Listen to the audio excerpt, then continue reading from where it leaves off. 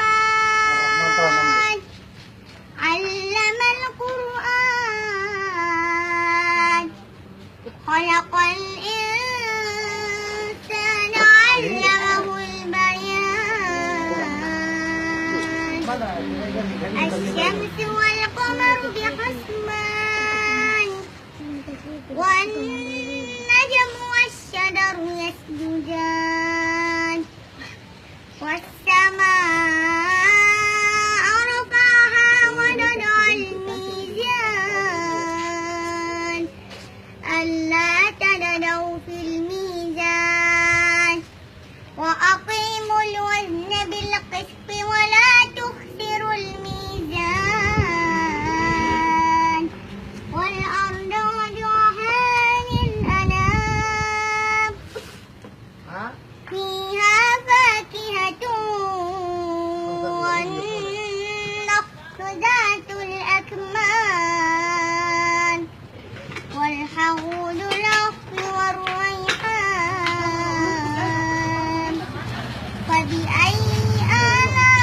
آلاء ربكما تكذبان خلق الإنسان من صلصال كالفخار وخلق الجان من مارج من نار فبأي آلاء ربكما تكذبان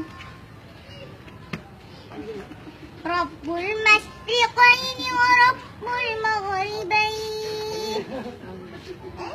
فبأي آلاء ربكما تكذبان مرج البحرين يلتقيان بينهما برزخ لا يبغيان